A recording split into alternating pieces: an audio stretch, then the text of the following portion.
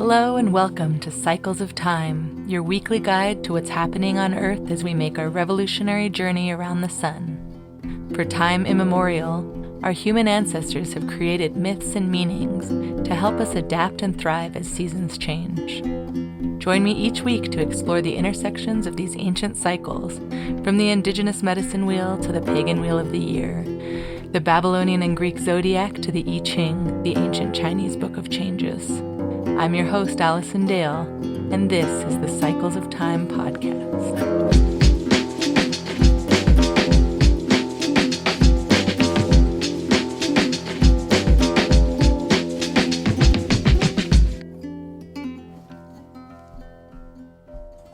Hey, friends.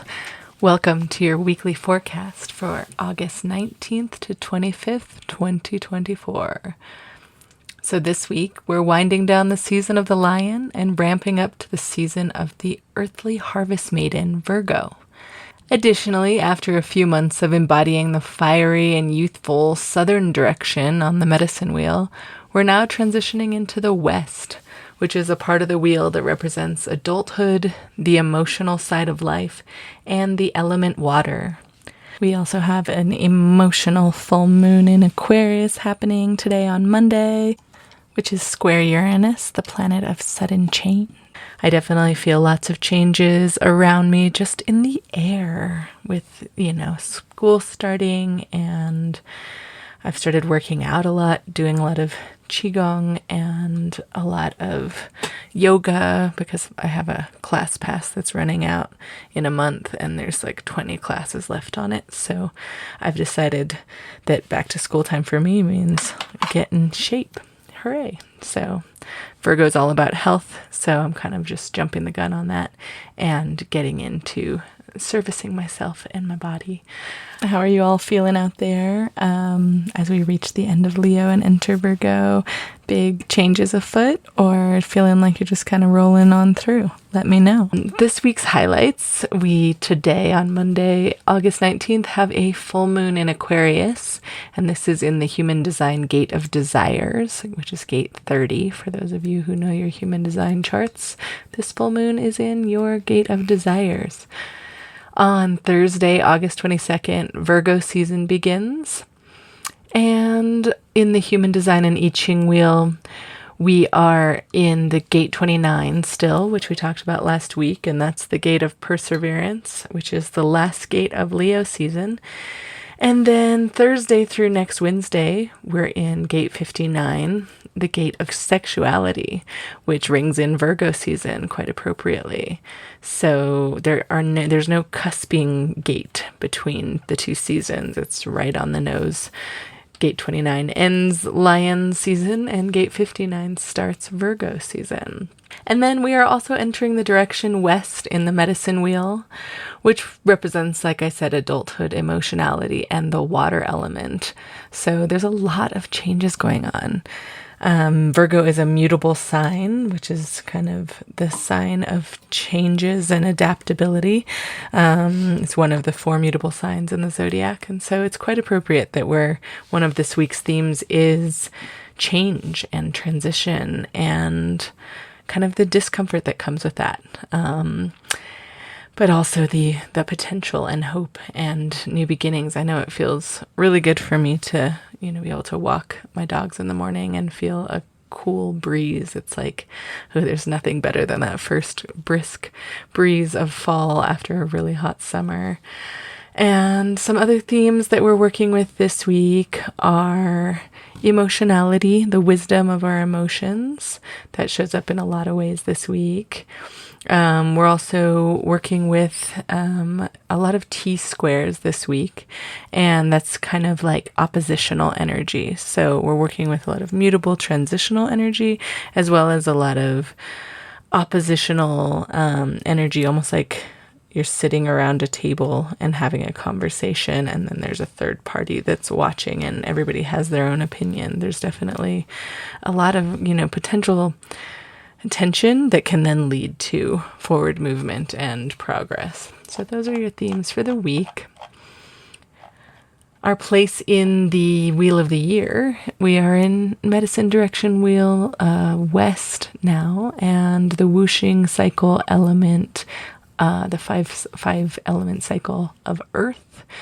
We're in the pagan season of Lammas, the zodiac season of Leo transitioning into Virgo, and Virgo will be from August 22nd to September 22nd. The moon phase is the full moon in Aquarius, and then, the I Ching hexagrams and human design gates 29 and 59.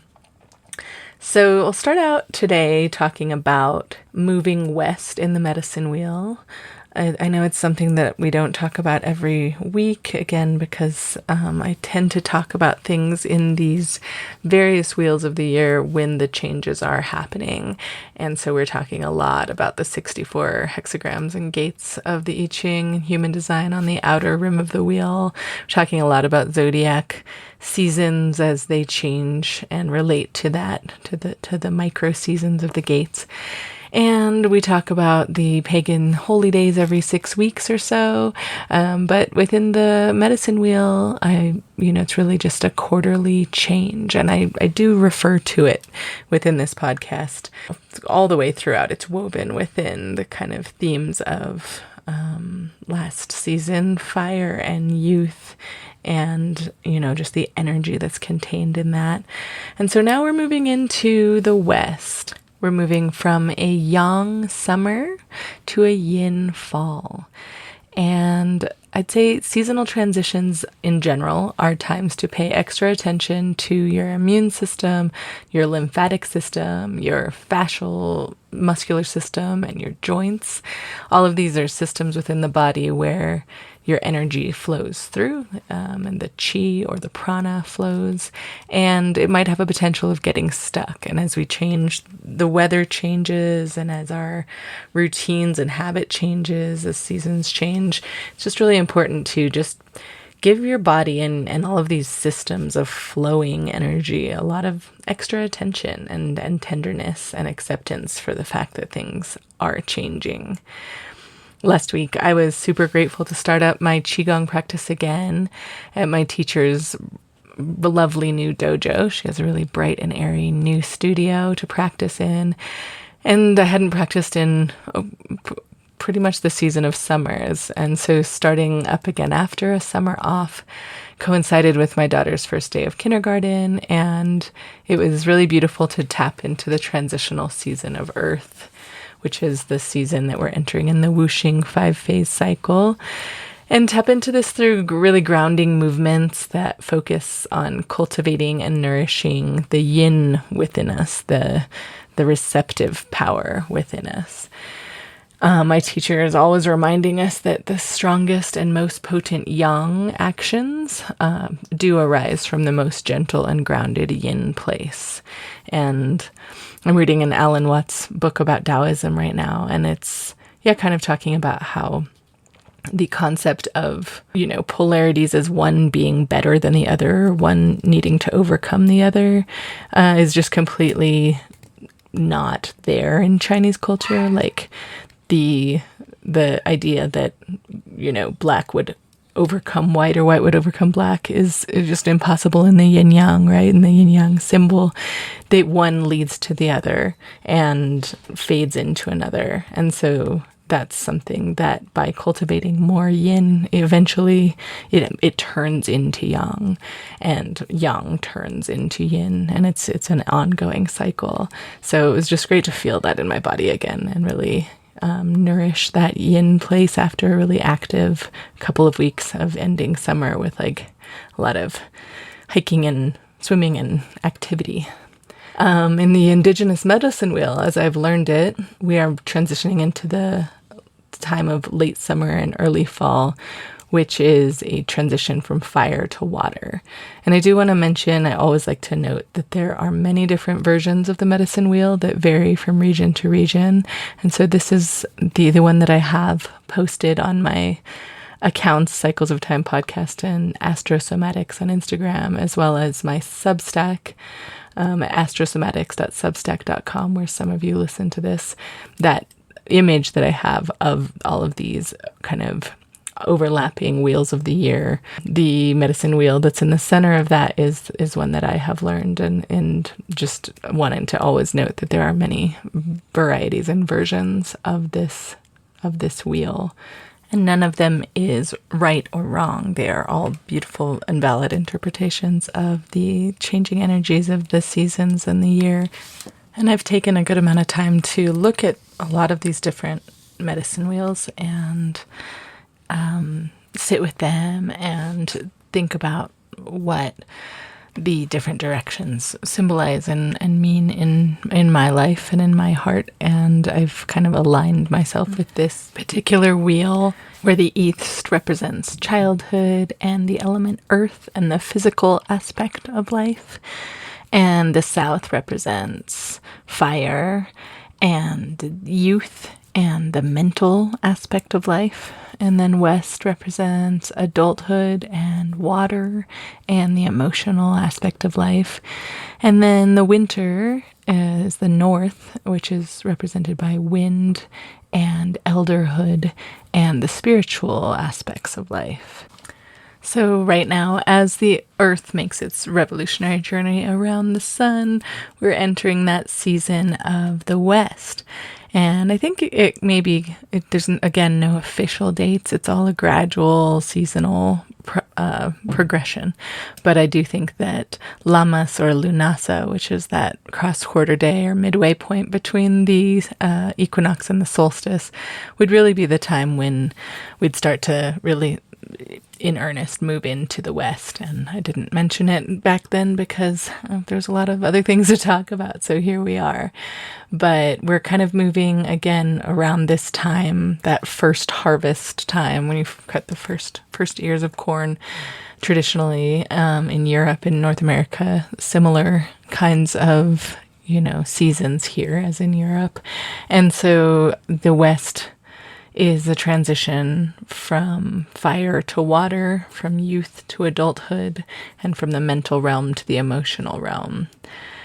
And for me, as I dropped off my daughter at a big new school for kindergarten, the other day, just this week, I really felt that watery emotionality of adulthood. It really struck me about how emotions are in the realm of adulthood. And it's so many, when you reach adulthood, I feel like I'm 40, and so I'm kind of in that, definitely past my youthful glow, but not towards elderhood yet. Definitely right in the middle of adulthood here.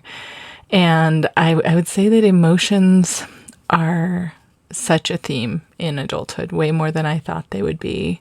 I think if when I initially looked at the wheel, I would have thought, okay, maybe youth would be more associated with emotionality. But I think about youth as really this time of acquiring intelligence and acquiring knowledge and really kind of, forming your mind. Your brain is evolving and maturing until age 25 and beyond. But really it is a mental time. And then getting into adulthood and having the capacity for nostalgia and the capacity for looking at the generations between, I look to my parents and I look to my child, and I am right in the middle of it. And so it's emotional, it's like, it's impossible not to feel a lot about not just getting older and aging, but about the cycles of life in this way that really don't hit you until you get to this adulthood place. And I didn't think that, having a kid in kindergarten would hit me so hard emotionally. It's like logistically things are changing. But when it really came down to it, that was really easy. I figured that part out a long time ago. And it was really more about like, oh, what does this mean for me? Like, I'll never have a toddler again. She's only growing up from here and entering the public school system in the world of society in a whole different way. And it brings up so much. So the feelings this week have swirled from a lot of pride to sentimentality and nostalgia to anxiety and excitement and just like landing on a deep love. And all of these emotions kind of were quickly running over each other. And it really did feel like a rapid current of water, where, one kind of overtakes another and they transmute and shift and flow the way that water does. And I was super grateful. I didn't realize how nourishing it would have been. And I didn't necessarily plan it this way, but to have my friend Justine, who I interviewed on last week's episode, visiting the week before school began with her family. She has a 9-year-old daughter, and so she's always kind of been a mom role model for me, having a few years on me in motherhood. And her husband, my good friend Chris, is also here, and he's been a very involved and dedicated parent as well. And so just seeing both of them, people that I've known since my youth, raising a child and doing it, before me, it was great to have them to look to for, the tangible, the practical, and also the emotional things that go on in transitions like this. So after a mental season of kind of figuring it all out in this life, I think my teens and 20s where I was very like, I'm going to just figure it all out, and then I'll get to adulthood and I'll have it figured out. So, and then I'll just coast and it'll be cool. I think a lot of people feel that way with the life cycle, especially I've talked to a lot of young people who are just like, God, I thought I would reach that plateau of adulthood where it's just like, you obviously you can't learn forever. You have to figure it out sometimes.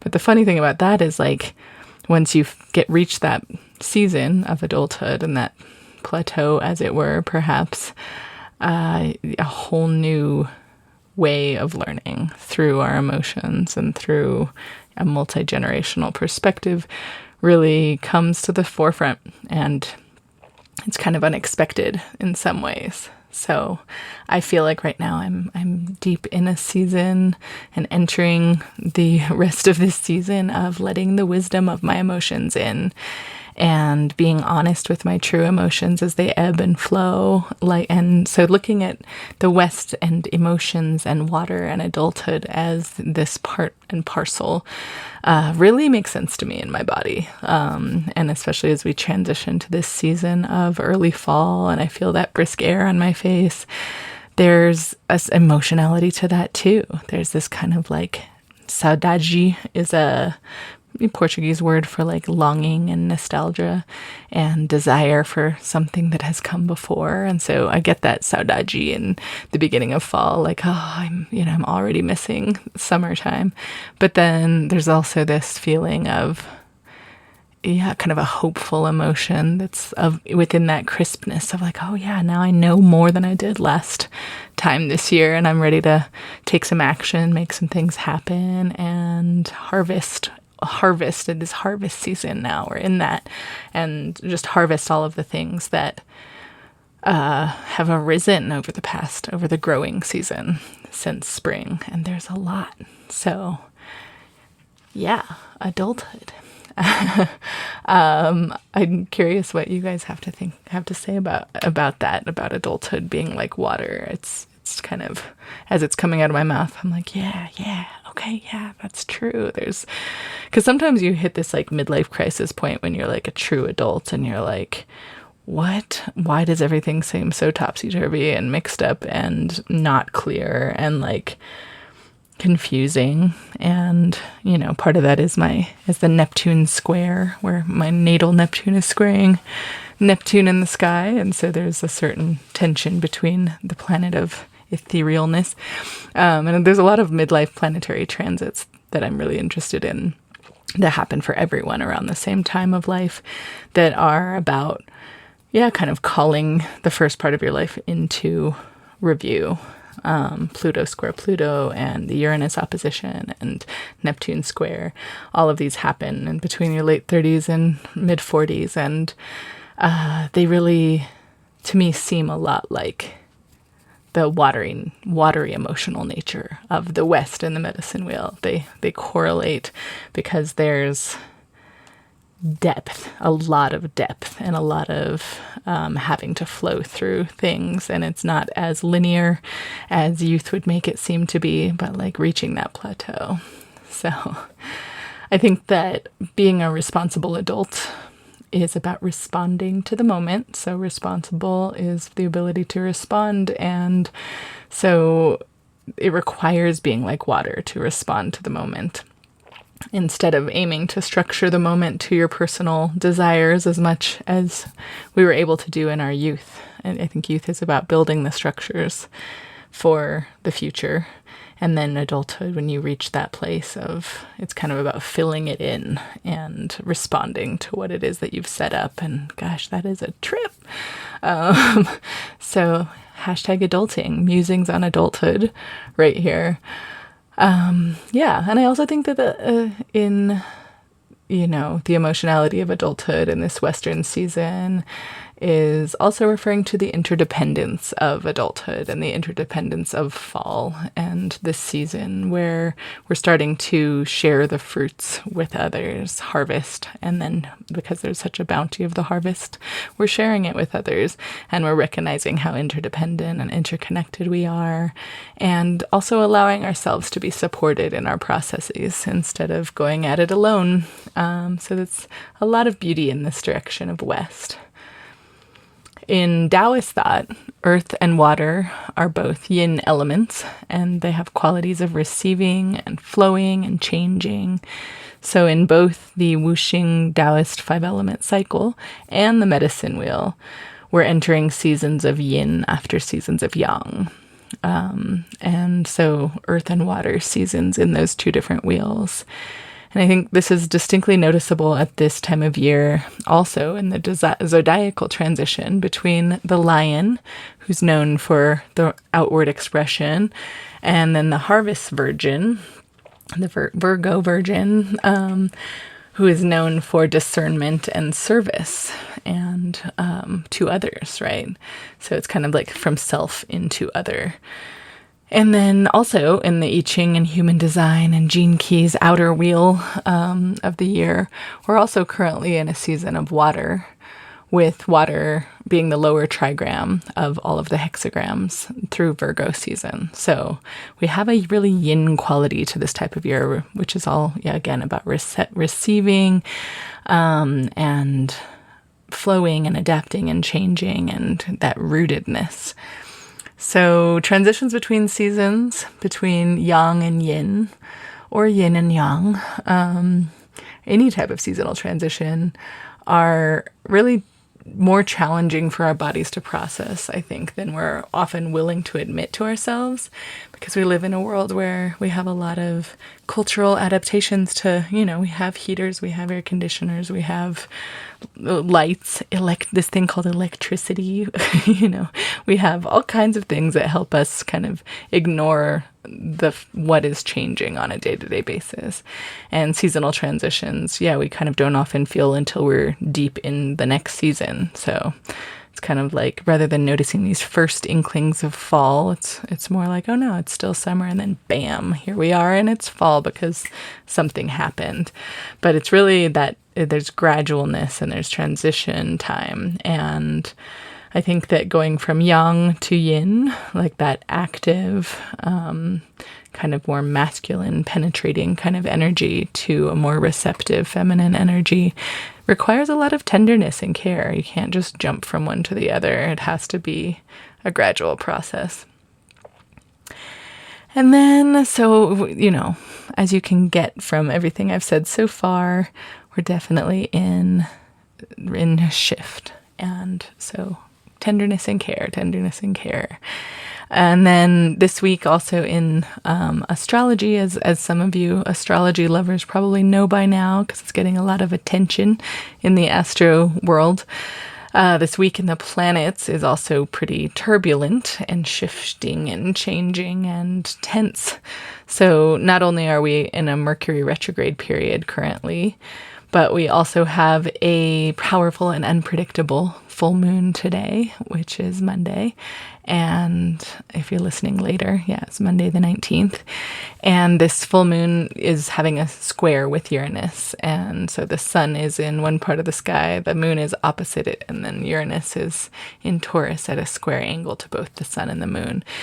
And so that makes the moon kind of extra volatile, because Uranus represents electricity and sudden change.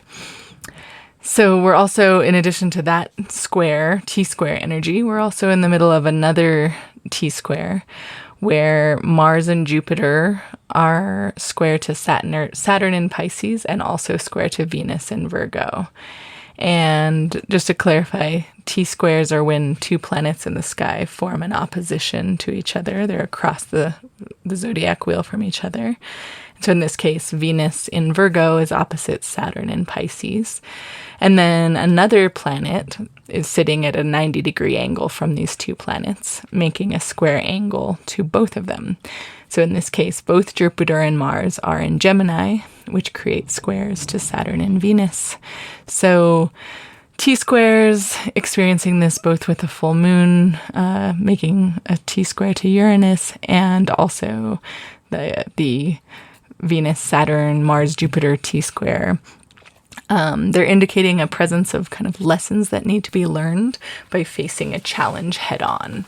And T-squares have kind of a no pain, no gain energy. It's kind of like coming up to an impasse, a rock wall or a doorway, and really needing to figure out what you need to do to open that door or to get through that rock wall. You can also think of T-squares as, if you think of the chart, your astrology chart, as a round table, and the planets around it are having a conversation with each other. It's very Game of Thrones vibes. A T-square, you think about that round table with the people around it, a T-square is like one person at one end of the table, another person at the other end, and having a disagreement, conversation. They're two opposing voices. And then there's a third person directly conflicted in the middle of the two. And since oppositions exist on the same polarity or axis, they usually have the same goals. So oppositions are kind of seen as tense aspects because you're head to head or face to face. But then they're also within this unifying axis of having some similarities across the wheel. A similar theme, for example, similar goals. But usually they have opposing and opposite ways of achieving those goals.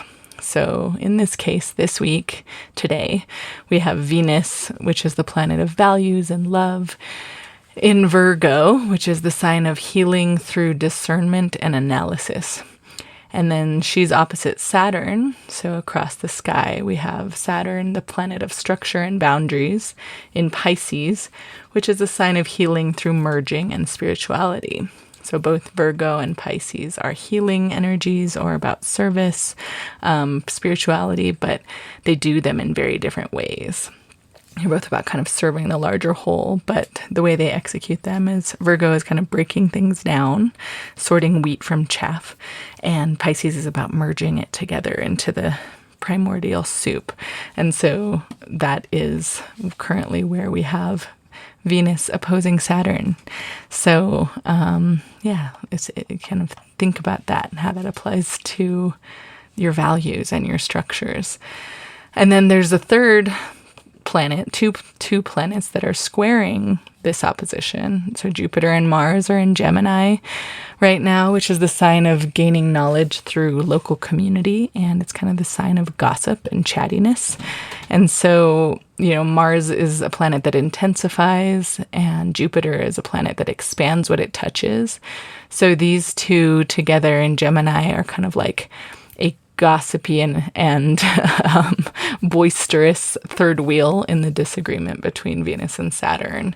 And they're kind of seeing both sides, but also not being convinced of why the argument is even happening in the first place, maybe. It's pretty interesting energy. You'll hear a lot about it if you're on astrology Instagram or subscribe to any other astrology podcasts or blogs. It's a pretty powerful transit this week that, can feel like a lot. So just if you're feeling like there's a lot, then you're not alone. There's planetary alignments that are making the conditions for that pretty obvious.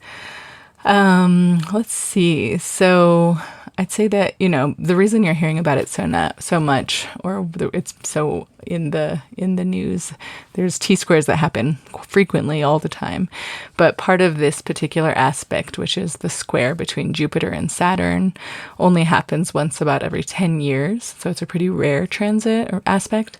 And these two outer planets that are really bringing a tense conversation between our dreams and reality to the limelight. So Jupiter is our dreams, is our boundaryless, kind of expansive visions, and Saturn is our kind of boundary. It's like the boundary of the visible planetary realm. It shows us where we have to kind of get back to reality. And so it's bringing that conversation between dreams and reality into the forefront and asking us to identify what's truly important to us and to recognize discrepancies between our ideals and our actual lived situation. This week is kind of a reality check moment to ask ourselves how our fantasies and our realities are matching up, and to take action to think about what we can do to align those as we move toward the future. Another thing that's interesting, talking about this transition to West and with these planetary configurations happening, is that, every year during this season, as the sun makes its way around the wheel, we have this kind of transmutative changing vibes as we change seasons. But this year, having this T-square in Gemini, Pisces, and Virgo is kind of interesting because these are all mutable signs in astrology. There are 3 types of signs. For those of you not as familiar with astrology, there's cardinal, fixed, and mutable. And there's 4 of each of these, 1 for each element. And so Gemini, Pisces, and Virgo are signs where the seasons are changing. And, Gemini is the season that transitions from spring to summer. Virgo is the seasonal transition from summer to fall. And Pisces is the season that transitions winter to spring. So if you have a lot of planets in a mutable sign, you'll probably be feeling this more than others, perhaps, because there's a lot of planetary energy affecting these mutable signs in a very mutable and transformative and changing time of year. So I'm just noting all of this to say, I don't normally go into astrology transits, but I loved how these lined up with the mutable season, with the changing of the sun into Virgo, because, and also with that reminder in my Qigong class of noticing the transitions and just taking good care of our immune system, especially during transitional times. I would say that, this week and onward, just take care of your body as much as you can. Take some walks, start to notice that, what changes are happening around you in the environment, and try not to take on too much. Try not to add too much to your plate this week. Being gentle with yourselves as the seasons and the planetary angles are shape-shifting and transforming. Just feeling like, I'm part of this dance, and the dance right now has some pretty interesting shapes. So maybe I should just pause and observe and look around and just take care of myself. This is your permission slip to take it slow. I think that's all I have to say about the journey west in the medicine wheel, from yang to yin. Yeah, it's big changes. Just when I say that, I'm rolling my shoulders around in their sockets and kind of wiggling around my hips, because I just feel again, you can get kind of stuck in your joints and in those places. And so just moving your body to allow the chi to flow through when there are changes happening around us. It helps me to kind of align with the current energies. So moving on to the Aquarius full moon, which is happening today, Monday 19th. We are winding down Leo season with this full moon at 27 degrees in Aquarius. Aquarius and Leo are opposites. So like I just mentioned, it's a super moon, and it is part of a T-square in the skies. So the sun and Mercury are together within a couple degrees in Leo, and the moon is in Aquarius, and Uranus is squaring both of those in Taurus. And so these are all fixed signs as opposed to the mutable signs, Aquarius, Leo, and Taurus. So this is a fixed kind of T-square that is making for a pretty intense and potentially electric feeling and kind of filled with unexpected elements type of full moon.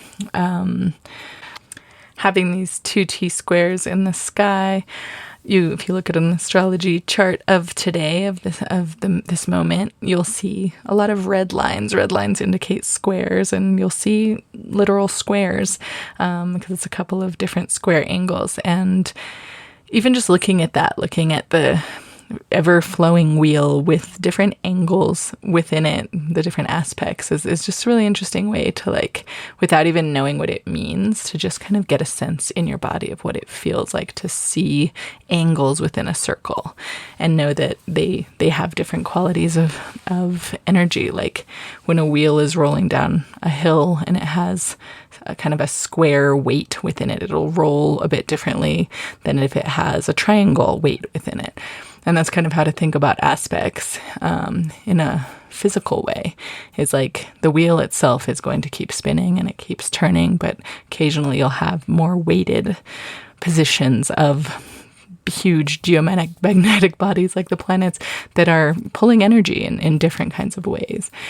And so when I look at the card of today, I definitely feel a bit of kind of like weight, heaviness, tension, I suppose.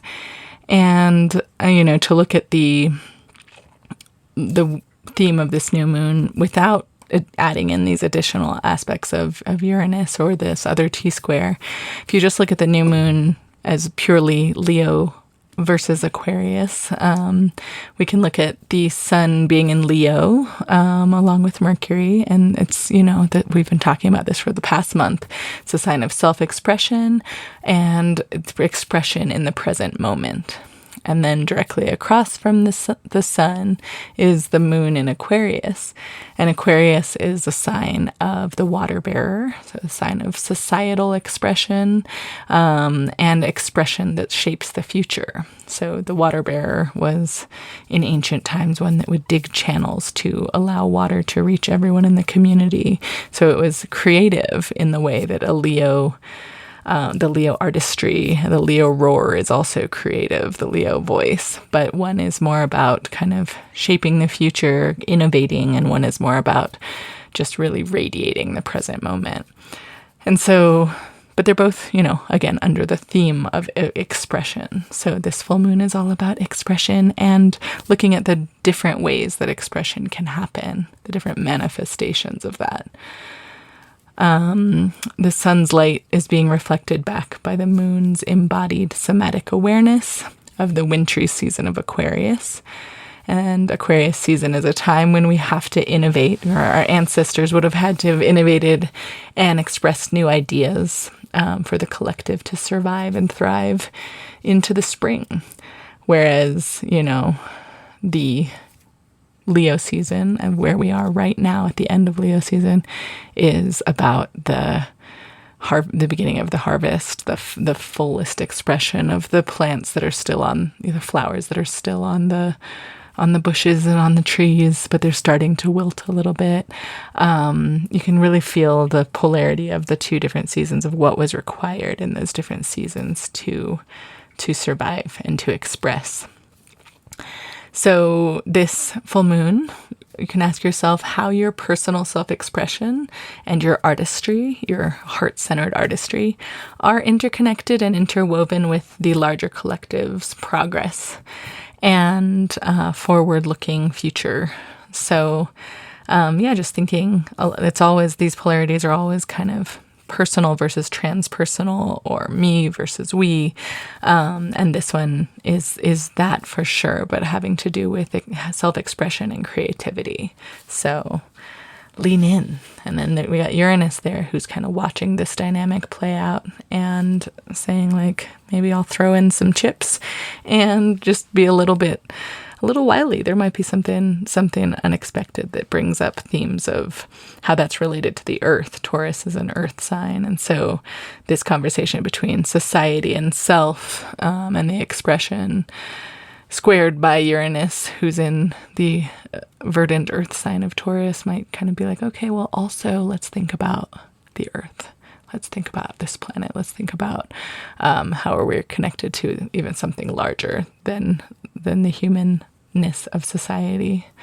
So I wanted to talk a little bit as well about the full moon in terms of the human design gates that it's in, because it's pretty interesting.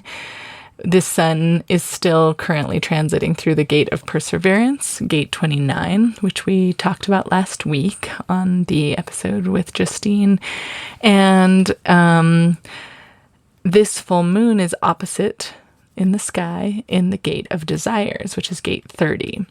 So just like we can look at the similarities and differences of the Leo-Aquarius axis, we can also look into distinct similarities and differences between these two opposing human design gates. And I don't always talk about this with the full moons, but I thought this one was particularly interesting because it's very obvious that these are opposite trigrams. And I wanted to highlight that. So in the I Ching, the gate we're currently in, the sun is currently in, perseverance, hexagram 29, is symbolized as water over water. And like I mentioned last week, it's an energy of overcoming obstacles by embodying water, by embodying the flowing quality of water, the way that water persists with dedication through kind of layers of dirt until you reach that lowest center of gravity, that bottom place, how the river flows downward and through no matter what's in front of it. And so like its Leo sign, it's kind of about having courage to face dangers and to face challenges.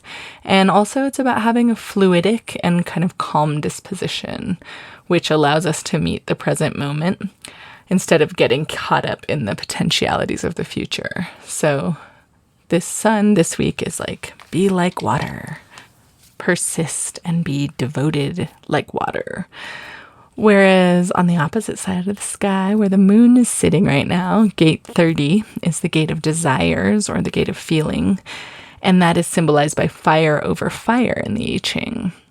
So we have water over water versus fire over fire on the opposite sides of the wheel. And this really shows the beauty of the I Ching sequence. And I also love the parallels to the Leo and Aquarius axis here. Because, so water over water is an energy that flows persistently and calmly downward and just keeps finding a path it kind of flows into the heart center, which is ruled by Leo. It flows into the earth beneath, and it flows into the present moment. It's this kind of devotion to the present moment. Whereas fire over fire has the energy of kind of moving upward. Water is downward, fire is upward, right?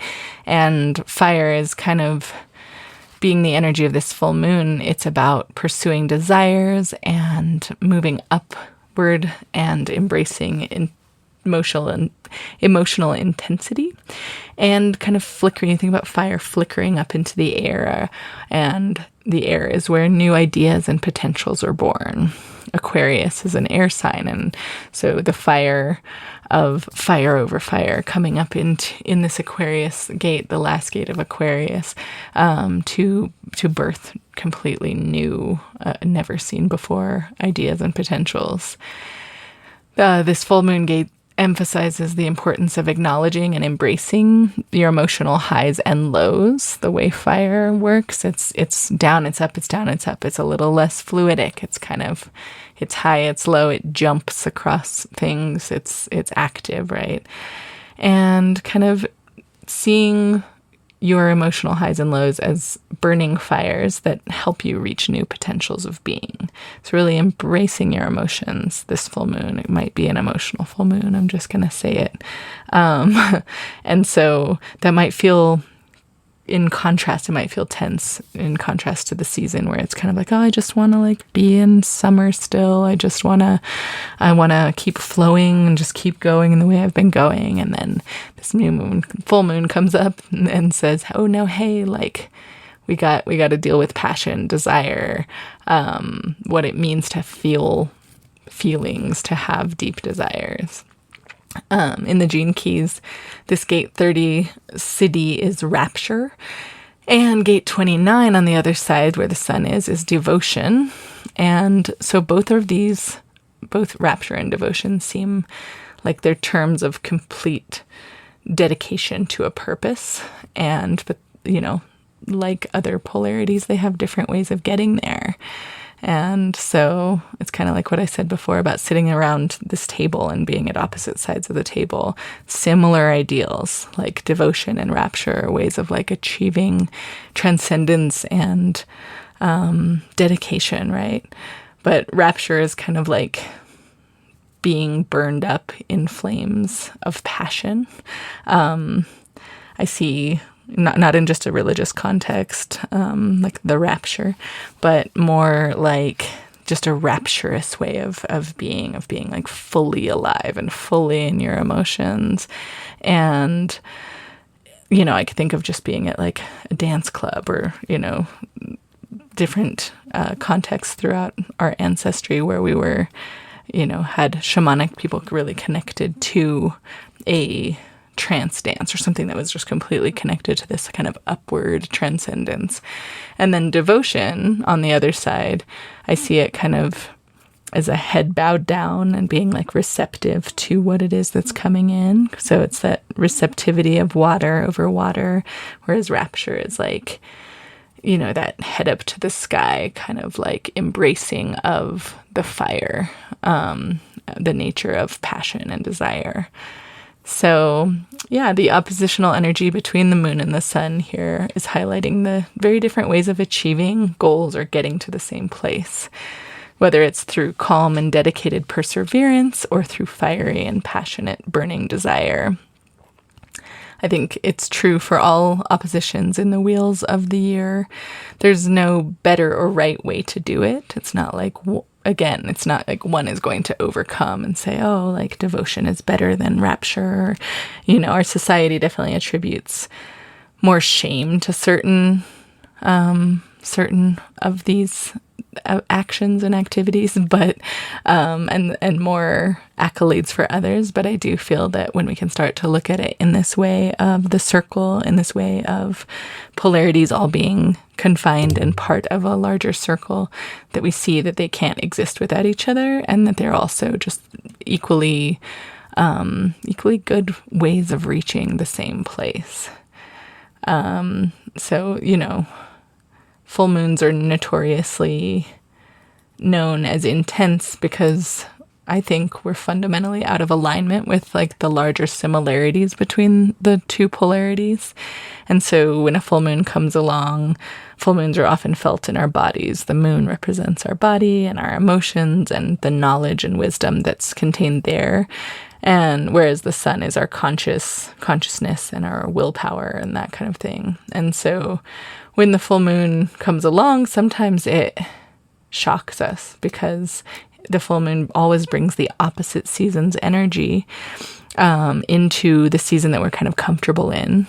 And so bringing Aquarian energy into the Leo season, especially at the end after experiencing the fullness of Leo season, and Aquarius shows up with its water jug in one arm and like a flashlight in this other hand, and it's like shining a light into Leo. It can feel like a lot. It can feel intense, and I think intense can feel bad or good. But I've had really bad, intense full moons that are just like, oh my God, it's a full moon. This is crazy. Oh, and I've also felt like the best ever on a full moon, and the intensity of just like fullness of life. And so I find that full moons tend to feel better in my body if I allow the conversation across that table to happen without really taking immediate sides and not being like, oh my God, I'm feeling desire, I'm feeling passion, I'm feeling a lot of emotions, feeling rapture, but I also am in this season of like back to school, needing to get my shit together, going to the PTA meeting, making sure that I am checking off all the boxes, getting all the school supplies, like starting to work out, keeping myself to a certain standard of dedication and devotion. But then full moon comes along and it's like, hey, but what about what you want? What about your rapturous desires and passions that you want to fulfill. And for me, instead of being like, oh God, there's shame in that polarity, there's shame in that highlighting, to just be like, oh, hey, those are both two ways of looking at how to get to our, essentially where we want to go. And yeah, I love full moons and I always have. They've always been very special to me because I think they help me feel the differences between these polarities in my body. And it's not really a mental thing. I don't analytically sit and think about this except when I'm writing my notes for my podcast. But otherwise, it's just like a felt sense of like, oh, whoa, there are different ways to do things. And it shows the full spectrum of life. And then this full moon, having Uranus as a T-square here between the sun and the moon, allows for like a third perspective, that kind of third wheel, third party to look at this and bring in that earthly energy from Taurus. But Uranus is the modern ruler of Aquarius, so I'm going to think he might err on the side of the moon's passionate fire this time around and give a little bit more oomph to that, just because of Aquarius and Uranus having kind of similar qualities of like futuristic, like let's go do it, let's go get it, like let's shock the system. It's not really that slowing, plodding ahead kind of energy. So that's the full moon. There's a lot going on there. I'd love to hear if you have any questions about it. I'm happy to answer questions in the comments as well as just receive feedback.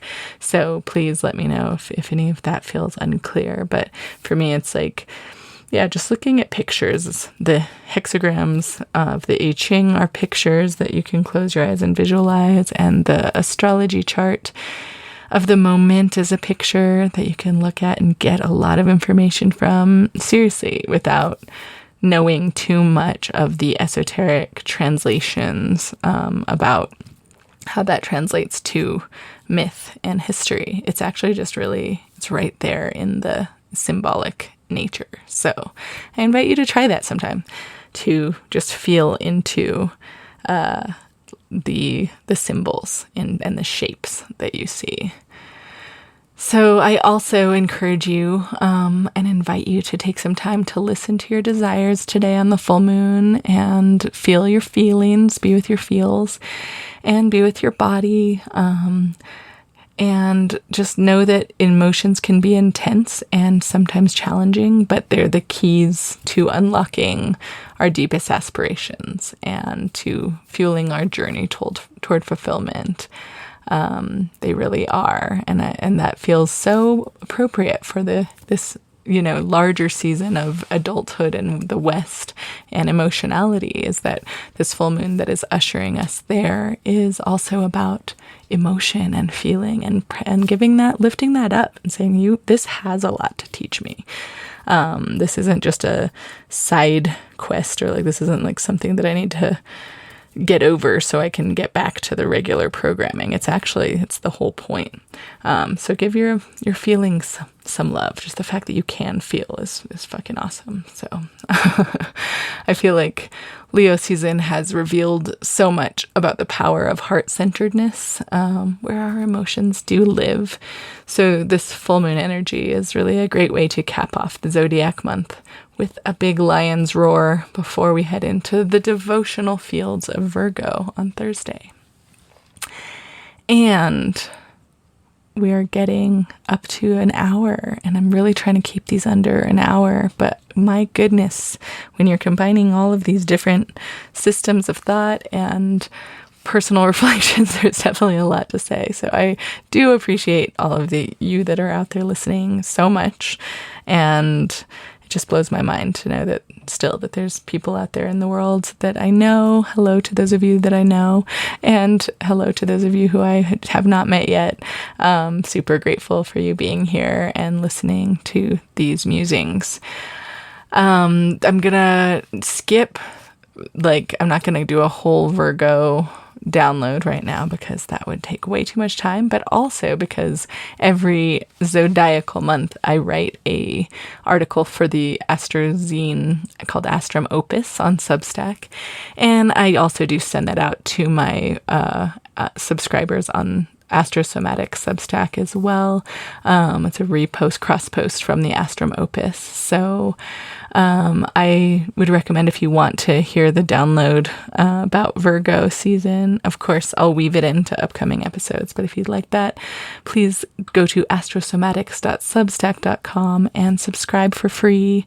It's a great way to receive this podcast in your inbox every Monday and read a transcript. And I always add in different pictures and images for more visual learners out there. So astrosomatics.substack, great way to get a little bit more from this podcast if you're just listening through another platform.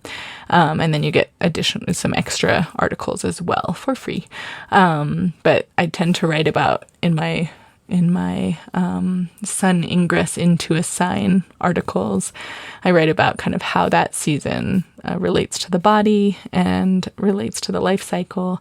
And it's usually, I find them pretty interesting just as a kind of broad strokes overview of lived experience for the signs. So that'll be Virgo coming out later this week. And before we do leave, I do want to give a little bit of info on the first gate of Virgo season, because the sun is transiting through it later on in the week. So you can take the first half of this episode and apply it to the first half of the week. So all of that, the T-square that's happening, the Jupiter, Saturn, Venus is happening kind of energetically through the week, but that full moon will really be potent, Monday, Tuesday, and by Thursday, Friday through the weekend, we're moving into that different energy. So this is kind of a transitional episode. So I'm not going to go too far, but I do want to note the gate we're transiting into at the end of the week, which is sexuality or dispersion, gate 59, and it's the first gate of Virgo season. So as we leave the hearth up on the Lion's Pride Rock and say goodbye to all my Lion King metaphors and visuals that I can't help but alluding to, we're now landing back on the fertile plains in time for harvest season. And this gate of sexuality, gate 59, welcomes this season with themes of intimacy and procreation and the breaking down of barriers in order to create closeness and trust between people. So in this case, that intimacy isn't just about traditional sexuality and reproduction, but it's also about creating a safe, respectful environment where authentic connections can thrive and allowing for kind of the birth of new ventures and projects and relationships. It's coming from the personal to the transpersonal. We really start the transpersonal season in Libra season, but Virgo is kind of the sign that's taking us there and being about kind of personal sovereignty within the larger community. And so, with Leo season being all about the heart, in last week's episode, we talked a lot about the heart. In Virgo, we're moving into a new part of the body that's associated with the sign. And this is the spleen and the digestive system.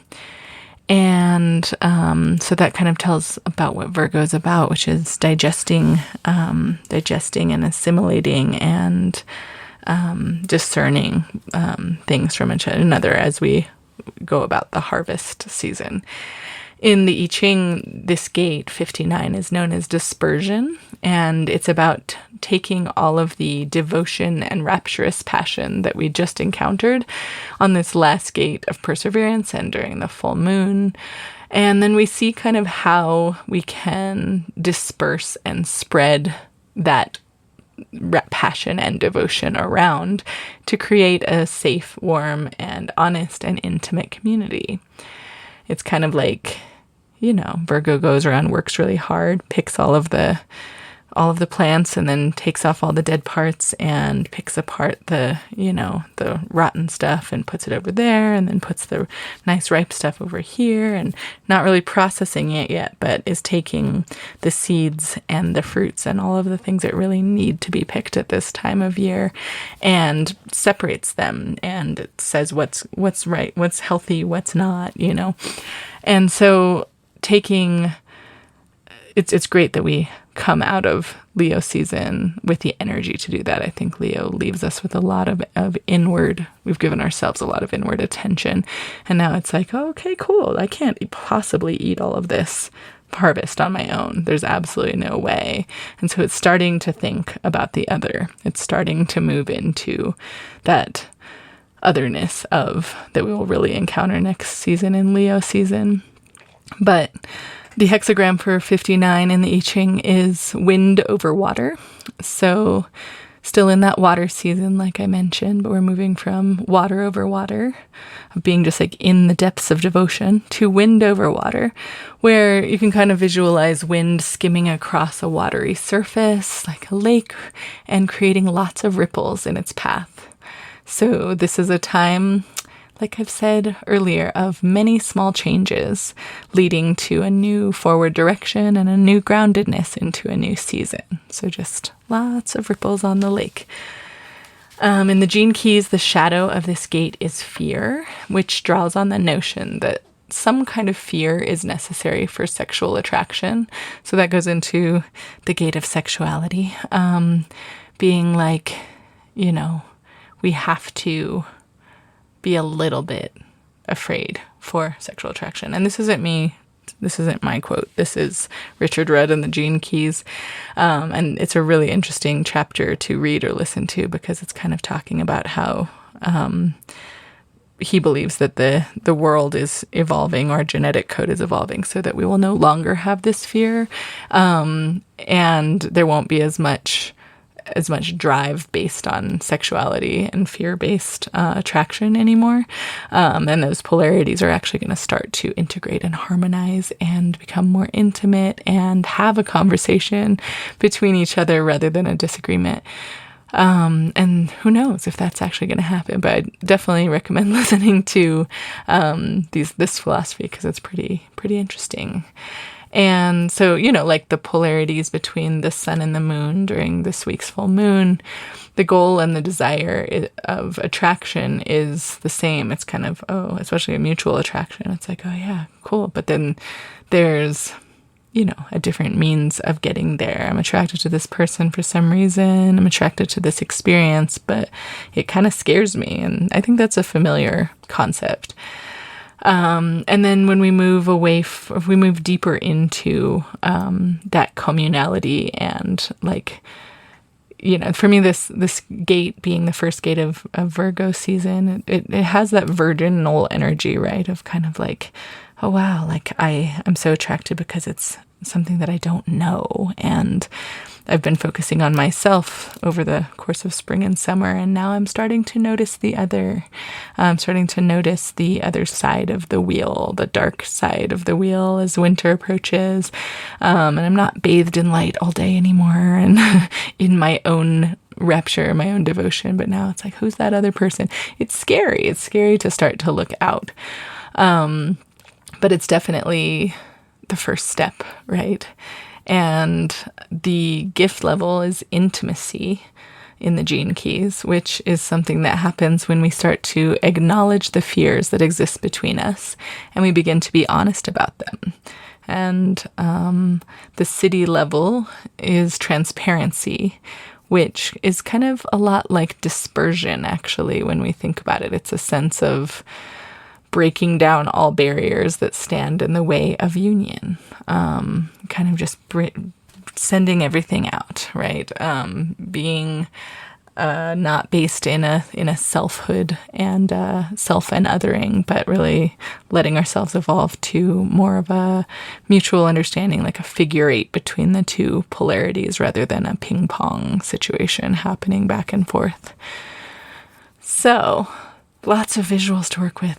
I'm getting very inspired. I'm about to do an art show in my neighborhood. There's a studio tour, and that's happening in about a month. And I'm just feeling very inspired to create art. And so much of it's inspired by these elemental interplays and polarities between these mythos that I'm researching and embodying. And so I'm excited to see what comes out of that. I'll post some of it on my Substack if I do end up making any of that art. But it just feels like I'm appreciating this all in a more visual way than I have before. So anyway, we've reached the end here, and I just want to wish you a very beautiful full moon today if you're listening on Monday, or a happy Virgo season ahead. And after a massive seasonal transition and during this intense full moon, I think we can use the arrival of Virgo season and this gate of sexuality over the weekend to start to take notice of the small and simple things that build intimacy between you and the people that you're in a relationship, or you and your environment. Whether it's a smile or a phone call or just a gesture of support, or it's noticing how a plant has changed on your dog walk. Feeling gratitude at the end of this week for these changes, and just and noticing how small things always add up to a new place, a new season. So don't forget to let your last big lions roar out before the season's over, though, because there's subtle discrepancies that we can deal with, and then there's that like really outward roar, and we're just being on this cusp, yang to yin, fire to water. There's a lot of just a lot changing, so embrace that and recognize it can feel hard, it can feel challenging, it can feel beautiful, and you're doing it right. And I look forward to talking to you again next week, digging into Virgo a little bit more. Again, if you want to receive the Virgo season post or article, you can subscribe for free at astrosomatics.substack.com and get additional resources there. And otherwise, you can follow me on Instagram at astro.somatics or Cycles of Time podcast. And I'm going to be releasing my website soon. I know I said that a while ago, but things take time. Feels like Virgo season's the time to do that. So once we're out of Mercury retrograde, of course. But find me, hit me up, send me a message, ask a question. I am here. I'd love to talk about this stuff. And I will talk to you next week. Have a beautiful, beautiful full moon. Bye.